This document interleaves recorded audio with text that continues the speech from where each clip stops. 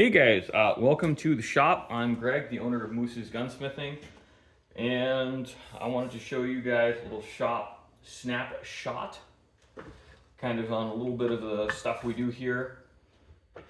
Now, this rifle is actually one of mine. My buddy just gave it to me. It was an early Christmas present, and it's pretty friggin' awesome. It's a Remington model 722 and 300 Savage.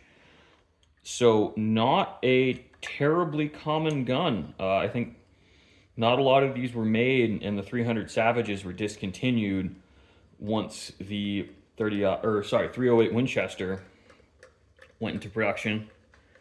And I really think this is a cool gun. Now, unfortunately, when he gave it to me, I was epoxy bedding it, and as I was taking it out of the stock, it split in half. So I've restocked it. I found an NOS blank for not a lot of money, so I went with that because I wanted this to look more or less period correct. Now, it's going to look a little less period correct because I'm going to checker it. And these 722s, excuse me while I fiddle with this. I'm trying to do this so you can see what I'm doing on camera, and that means I can't really see what I'm doing on camera.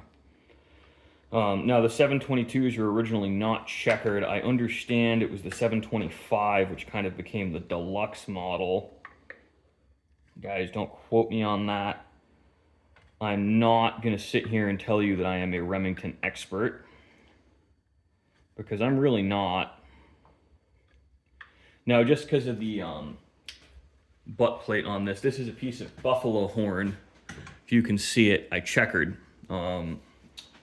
I'm really warming up to buffalo horn as a butt plate material. I think it's not really that common anymore. And I understand why, because it's not, you can't do it as cheap as you can do a plastic butt plate that looks almost the exact same. So I see why it's become less common. Now, this scope here, this is a Weaver K4 Series 60B, which is the first generation of their constantly centered reticles, and also their first sealed scope. Now, that sealing goes out the window because to mount in these rings, I have to take the rear lens cap off, so I open it up to humidity. But I did it in the fireplace room when it was really, really hot, so there should be very, very little moisture in there. And you do that quick so you hopefully don't disturb what was left of the nitrogen in there. Now, this is a really cool rifle. I don't have any cartridges for 300 Savage on hand. I had actually ordered some and they haven't showed up yet. But just to take a step back and look at this stock, this is a pretty close approximation of the original stock. Now, what had happened in the old one is the grain was running this way. So in a good rifle stock, you want it running at a 45. So you get some lateral and vertical support. That's about as strong as it can be.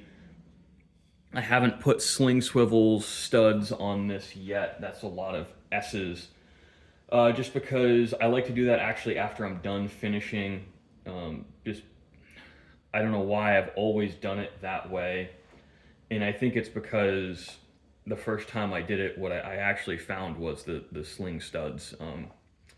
When you remove them and reinstall them, you damage the finish. So I only do that once and avoid any extra sanding.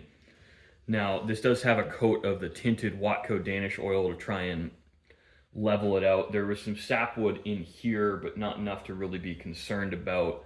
I'm going to run some pins through this because this is a fairly soft piece of walnut anyway. These cheap rifle stocks are just not very good. This weighs about a third less than the next stock blank I'll show you. I am mostly a rifle shop here. I do a lot of shotgun work as well, but my specialty really is higher end bolt action rifles. I don't really want to call them super high end because if we're only doing one part of the process, like a barrel or a fairly simple stock, it's really pretty reasonably achievable for the average person. Now, all in start to finish, most of my builds wind up in the $5,000 range, but if we're only doing a piece or a part of them, you can absolutely get a semi-custom rifle for really about what the average hunting rifle costs these days, or at least the average good one. I see a lot of Winchester 70s in, and I'll show you, I've got my milling machine set up for an extractor cut on one of those. And what else? So I've got a one Winchester 70 over here I just stuck a barrel on. Excuse me while I bang everything around. We're cleaning up the shop today too. So this is a Winchester 70. It's a Magnum Action, so it's got a 375 H&H case length. This is a 7mm shooting times Westerner. I'm getting ready to blue it. I'm gonna try and blue it at the same time as this Mauser. Now this Mauser is a 6.5 by 55. Nobody made a barrel contour light enough for what I want to do with this rifle, so I'm going to contour it myself. Now this is a little bit tricky. If you're familiar with a lathe, I'm actually going to work this in sections using a steady rest. So I'll drive the whole barrel between centers, and with a steady rest, I've got some brass tips on it, so I'm just going to bore those out at an angle, so they're the same. They sit on the taper evenly, and I'll use those.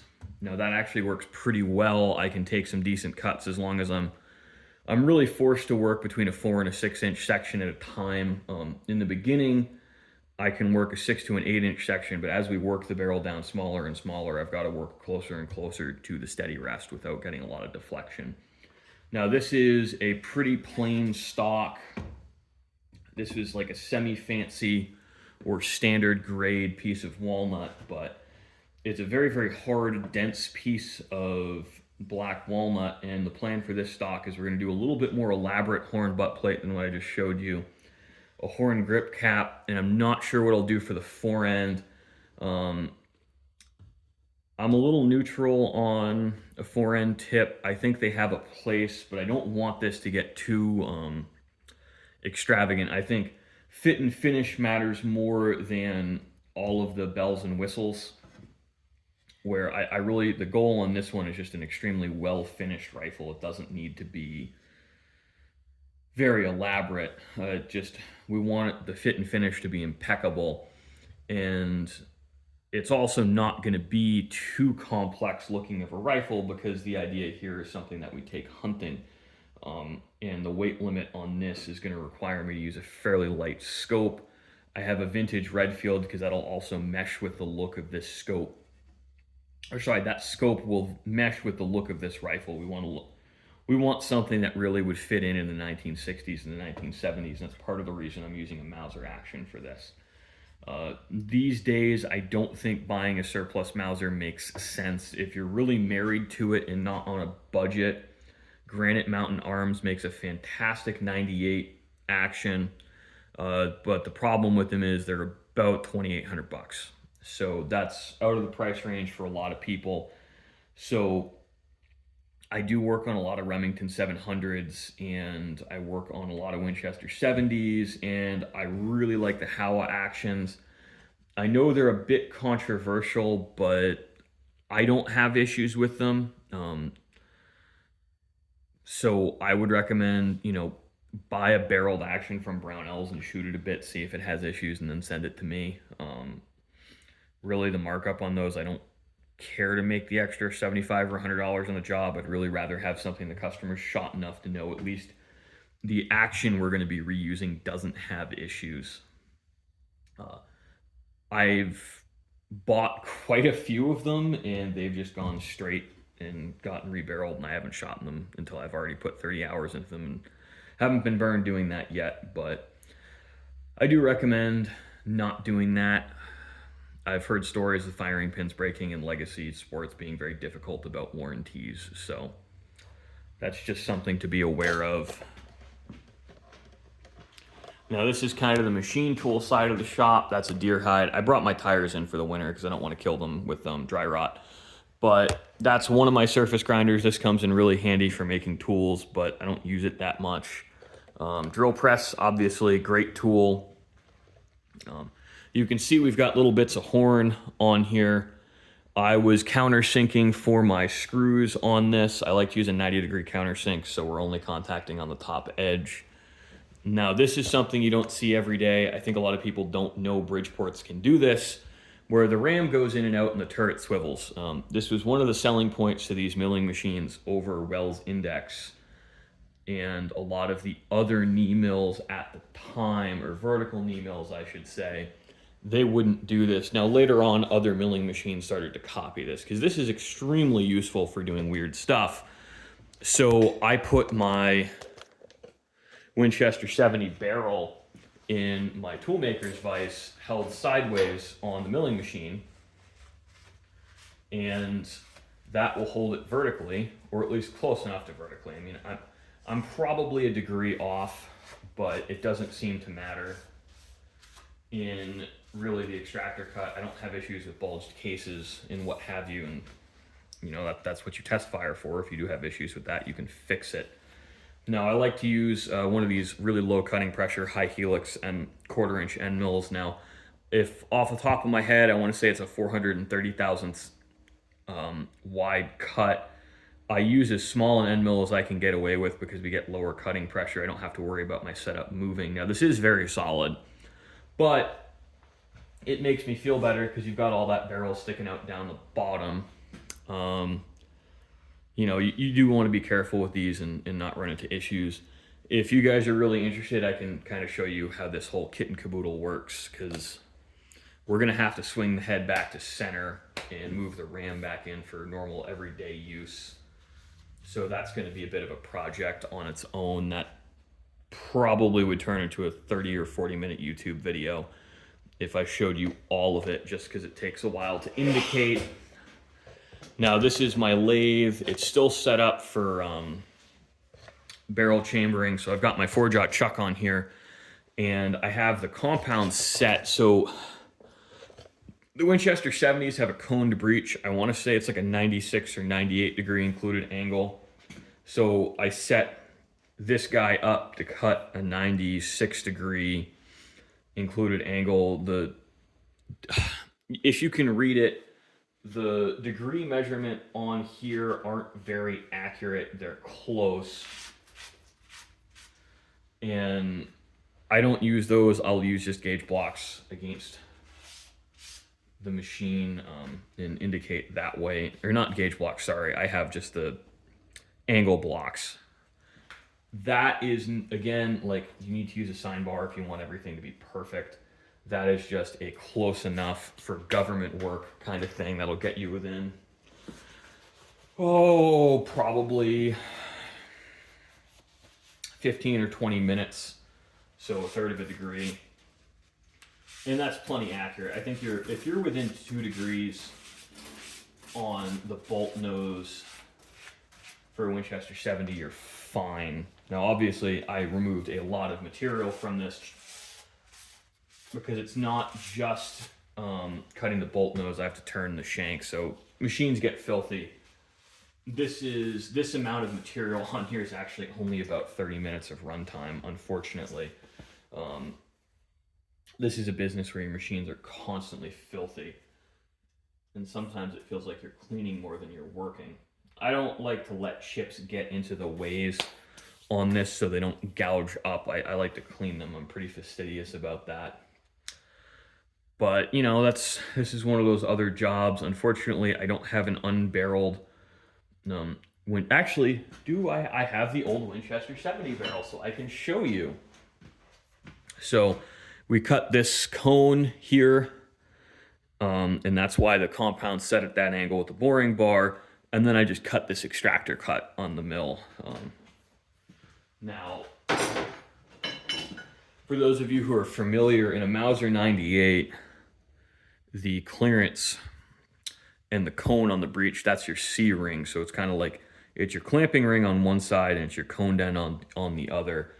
I'm planning on copying this contour fairly closely, just a little bit thinner on my 6.5 build, because this is a good, reasonably light contour. I don't know if it's a sporter or not. It's got the old dimple for a rear sight. Doesn't mean anything necessarily, but the 8mm guns are fairly light. we're just going to try and stick with the same wall thickness, which is about 150 thousandths at the muzzle. So we're shooting for about 565, 570 at the muzzle end, which really shouldn't be too difficult. I'll err on the big side there. CIP standards, I think we can get away with 130 thousandths at the muzzle end, but I'd rather, again, err on the thicker side and not deal with a barrel splitting open if we've got a particularly hot load. Giggity. And what else really is there to show you? Now the shop, that's my second surface grinder. That shop press is actually how I clamp on barrels to get them out. I find it's a lot faster than those bolt-on types, and I can get a tremendous amount of clamping force on it. It's also really useful for other things. And that's not a piss jug, that's actually cutting oil. That's why I labeled it as such. If you're not, we're gonna just stick with using this barrel as a pointer.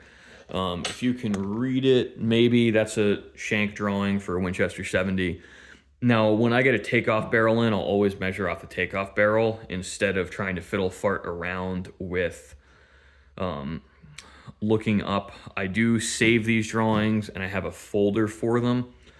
But what I find a lot of the times is I get actions that have been trued, and that's kind of a once or a twice a year thing. So I always measure the barrel that came out instead of assuming a standard barrel shank will work. I don't believe in truing actions. My best shooting rifles I've literally just screwed a barrel onto and moved on with.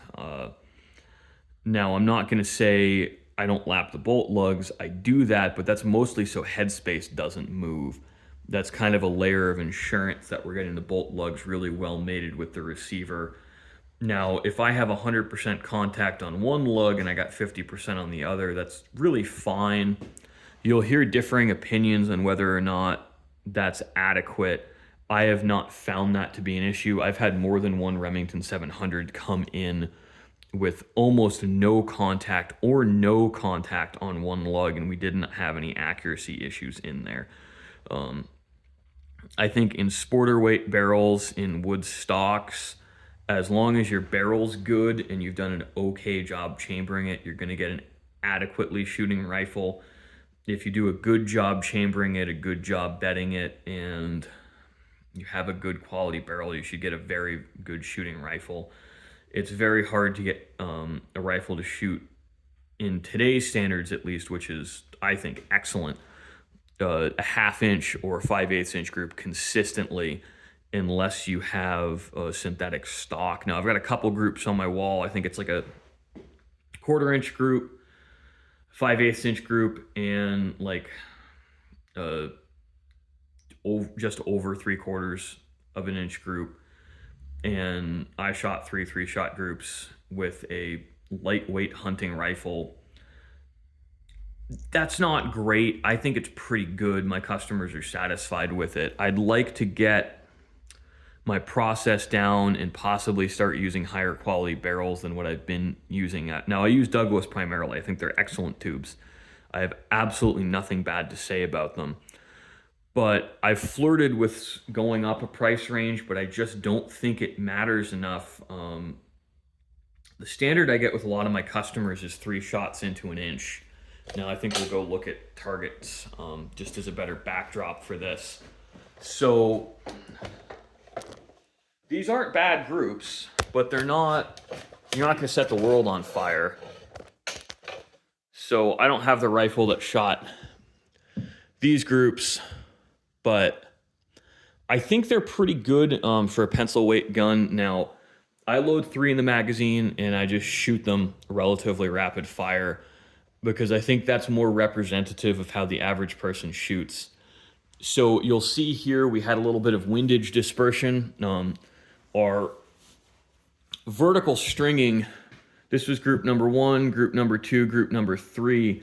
Now, I think a lot of our error in this is actually parallax and head position on my part, because again, there's a little bit of shooter fatigue involved in this. But we don't have vertical dispersion until this last group when the barrel was pretty hot. So I'm going to say this group would be better if the shooter was better. But, you know, sucks to suck. And I also hadn't really zeroed the rifle. So I think our group error, I had zeroed the rifle after shooting a few rounds, so that makes sense as to why our second group was on. So it looks like as this barrel heats up, it moves up and left.